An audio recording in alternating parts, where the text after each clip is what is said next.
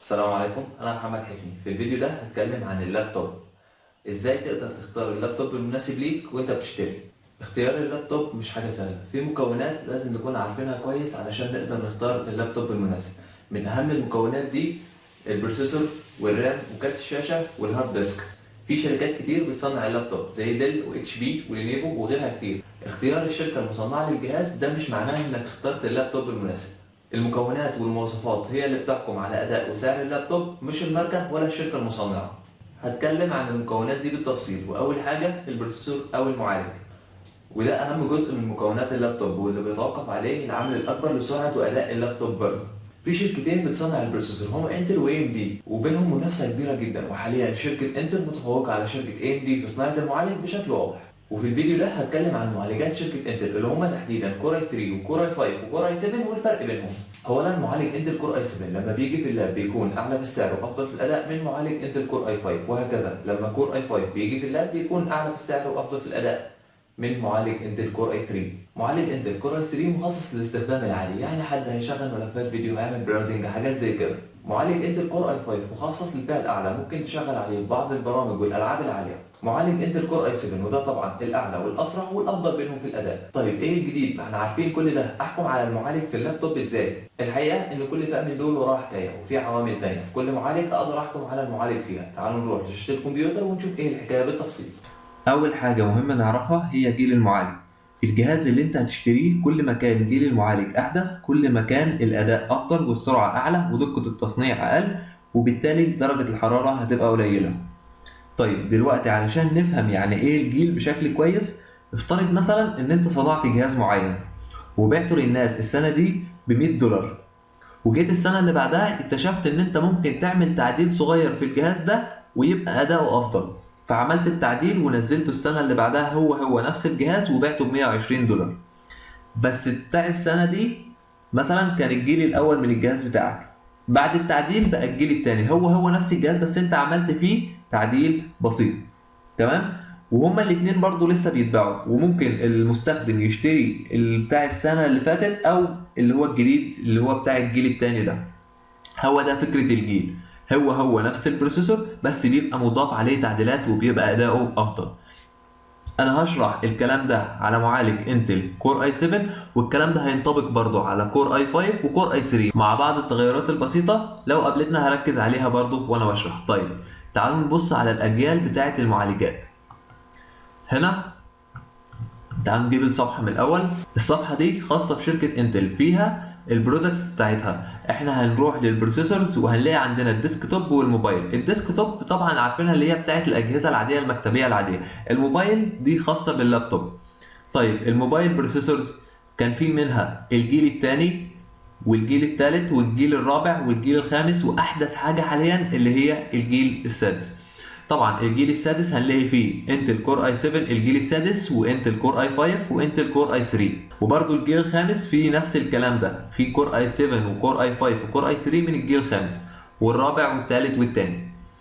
طيب تعالوا نضغط على الجيل السادس من انتل كور اي 7 ونشوف ايه اللي فيه. لو فتحنا الجيل السادس هنلاقي اكتر من معالج، هو مش معالج واحد، هو اكتر من معالج في نفس الجيل. عندنا مثلا انتل كور اي 7 6500 يو، انتل كور اي 7 6567 يو، في هنا مثلا انتل كور اي 7 مثلا هنا 6700 اتش كيو.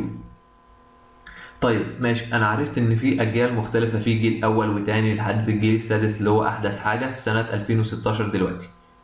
طيب ازاي انا اعرف الجيل؟ لو لاحظت هنا مكتوب انتل كور اي 7 في رقم بعد اي 7 اللي هو رقم 6 ده، اول رقم بيجي بعد اي 7 بعد كور اي 7 هو رقم الجيل. يعني مثلا الجيل الخامس هتلاقي انتل كور اي 7 5000 وحاجه. طيب تعالوا نروح نتاكد نشوف. هنا لو مثلا شفنا الجيل الخامس هنا هنلاقي انتل كور اي 7 5950 اتش كيو، اول رقم معناه ايه؟ معناه الجيل. تمام. طيب كده بالنسبه للجزء الجيل خلاص. طيب هنبص برضه على البروسيسور هنلاقي مكتوب حاجه 4 ميجا كاش اب تو 3.1 جيجا هرتز. 3.1 جيجا هرتز ده هو تردد المعالج. كل ما التردد كان اعلى كل ما زاد عندك عدد العمليات اللي المعالج يقدر يعملها في الثانيه الواحده. يعني مثلا هنا التردد بتاع المعالج ده بيوصل لحد 3.1، التردد بتاع المعالج ده بيوصل لحد 3.6. يبقى التردد اللي هو بتاع المعالج اللي بيوصل ل 3.6 يقدر يعمل عمليات اسرع من المعالج التاني في الثانيه الواحده. طيب في هنا شويه بيانات عن المعالج، الحاله بتاعته، هو نزل السوق ولا لا، هو اعلنوا عنه امتى، والكورز اللي في المعالج، عدد الانويه اللي في المعالج ده، الكهرباء اللي بيستهلكها، ده مثلا بيستهلك 15 واط، هنا ده بيستهلك 28 واط. تمام. ده الريكومندد كاستمر برايس، ده السعر التقريبي. وطبعا ده كارت الشاشه المدمج مع المعالج. نركز كده، احنا كده وصلنا، اتكلمنا عن الجيل واتكلمنا عن التردد. تمام. كل ما كان الجيل اعلى كل ما كان اداء المعالج افضل واسرع، كل ما كان تردد المعالج اعلى كل ما زادت عدد العمليات اللي المعالج يقدر يعملها في الثانيه الواحده. طيب كارت الشاشة المدمج مع المعالج، ما نخلطش بين كارت الشاشة المدمج مع المعالج وكارت الشاشة الخارجي. كارت الشاشة المدمج مع المعالج ده بيعمل حاجات بسيطة، ده بس علشان يشغل الجهاز، ما تعتمدش عليه في تشغيل ألعاب والكلام من ده، مفيش الكلام ده خالص. تمام. ده بالنسبة لكارت الشاشة. طيب في حاجة برضو مهمة هنا، ده مثلا بيبقى شكل المعالج انت بتروح تشتري اللاب، يا اما بتسأل صاحب الشركة على المعالج ده موديله ايه، او بتلاقي مكتوب بالشكل ده كده على الكرتونة بتاعت اللاب. طيب انا شفت الكلام ده، انتل كور اي 7، عرفت ان هو اي 7 6000، عرفت ان هو 6000. في حرفين ايه دول، الحرفين دول مهمين جدا جدا جدا وناخد بالنا منهم قوي. لو جينا نبص انتل 6920 اتش كيو، تعالوا نشوف هنا في الوصف في البروسيسورز الخاصه بالموبايل، في هنا اتش واتش كي واتش كيو ويو. تعالوا نشوف اتش كيو معناها ايه. بيقول لك هي اختصار لهاي بيرفورمانس جرافيك كواد كور. يعني ايه؟ يعني البروسيسور ده بيقدم لك اداء عالي في الجرافيكس وهو جواه 4 انويه. تمام. طيب لو احنا لقينا المعالج وبدل اتش كيو دي مثلا لقينا حرف يو، يبقى البروسيسور ده الترا لو باور، بيستخدم كهرباء قليله، وده طبعا هيوفر لك في عمر البطاريه، بس مش هيديك نفس الاداء اللي المعالج بتاع اتش كيو هيديهولك، وبالتالي هيبقى اليو ده ارخص.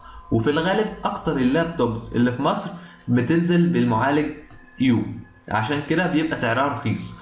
الاتش كي هاي بيرفورمانس جرافيك، طب ايه الفرق بينه وبين اتش كيو؟ ما هما الاثنين هاي بيرفورمانس جرافيك. لا بس الاتش كي انلوكد. يعني ايه انلوكد؟ يعني تقدر تكسر السرعه بتاعته وتزود التردد بتاع المعالج. لو اتش هيبقى هاي بيرفورمانس جرافيك بس. نخلي بالنا واحنا بنقرا المعالج اي 7 اول حاجه الجيل وبعدين الحروف دي. طب ايه الثلاث ارقام اللي موجودين دول بترتيب المعالج في الفئه بتاعته. يعني لو جينا نبص هنا انتل كور اي 7 6500 يو 6567 يو، بيبقى ترتيب المعالج في ايه؟ في الفئه. طيب ماشي، انا عرفت كل الكلام ده، عرفت الجيل وعرفت التردد. وطبعا لو اتكلمنا عن الكاش، طبعا كل ما زاد الكاش كل ما كانت سرعه المعالج اعلى. طيب انا عرفت كل الكلام ده وعرفت الجيل وعرفت التردد وعرفت الكاش وعرفت ازاي اقرا المعالج. لو انا شفت الموديل بتاع المعالج ازاي اعرف الجيل بتاعه وازاي اعرف ان هو كان الترا باور ولا هاي بيرفورمانس جرافيكس ولا كده. طيب ماشي، كل الكلام ده حلو. طب لو انا عندي لاب وعاوز اعرف المعالج بتاعي من الجيل الكام، ببساطه جدا هتروح على الكمبيوتر، كليك يمين وبعدين بروبرتيز، هتفتح لك الشاشه دي، هتلاقي هنا البروسيسور انتل كور اي 5 2430 ام. طب ماشي، اي 5 وبعديها 2 يعني الجيل الثاني. ايه ام دي؟ ام دي كانت في الحاجات اللي قبل الجيل الرابع والجيل الثالث والكلام ده، باختصار لموبايل، يعني البروسيسور ده مخصص لللابتوب. تمام. طيب هو اي 5 الجيل الثاني. طيب تعالوا نروح لموقع انتل ونشوف الجيل الثاني من اي 5 اهو، وهنبحث عن المعالج في القائمة بتاعة المعالجات. هنلاقي هنا بالتأكيد انتل كور اي 5 2430. المعالج ده ايه؟ الحالة بتاعته اللي هو اتطرح في السوق، اتطرح امتى؟ في الربع الرابع من 2011. عدد الأنوية اللي جواه 2 كورز، الطاقة اللي بيستهلكها 35 واط. كارت الشاشة المدمج جواه انتل اتش دي جرافيكس 3000. تمام. طيب لو عاوز اعرف معلومات اكتر عنه هضغط على المعالج وهيبدأ يفتح لي القائمة التفصيلية عن المعلومات بتاعت المعالج. الانستراكشن سيت بتاعه 64 بت، تقنية التصنيع 32 نانومتر، عدد الكور، ثريدنج، التردد، اقصى تردد ممكن يوصل له المعالج 3 جيجا هرتز. تمام. كل الداتا، كل البيانات بتاعت المعالج هنلاقيها هنا. ده لو انا عندي اللاب وعاوز اعرف المعالج بتاعي وعاوز اعرف البيانات بتاعت المعالج بتاعي. تمام. طيب كده اتكلمنا. برضو تعالوا نبص بصة على كور اي 3 من الجيل السادس. من الجيل السادس كور اي 3 نزل منه 3 معالجات بس، اللي هم 6100 يو، 6100 اتش، 6167 يو. تمام.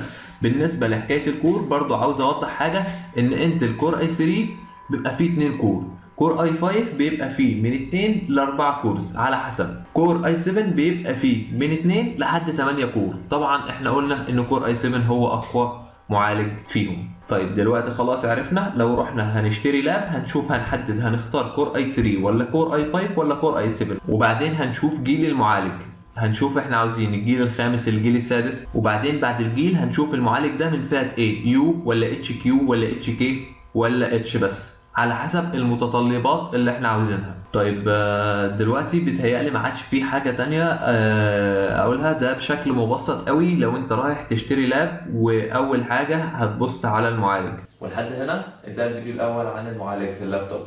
اتكلمنا عن الجيل والتردد والكاش وفئة المعالج سواء كان اتش او اتش كي او اتش كيو او يو، وعرفنا الفرق بينهم. اتمنى الفيديو يكون عجبكم واستفدتوا منه، ولو عندكم اي اسئله او استفسارات ممكن تكتبوها في الكومنتات وهرد عليها ان شاء الله. وما تنسوش لايك وشير وسبسكرايب للقناه، وتابعوني ان شاء الله في فيديوهات تانية.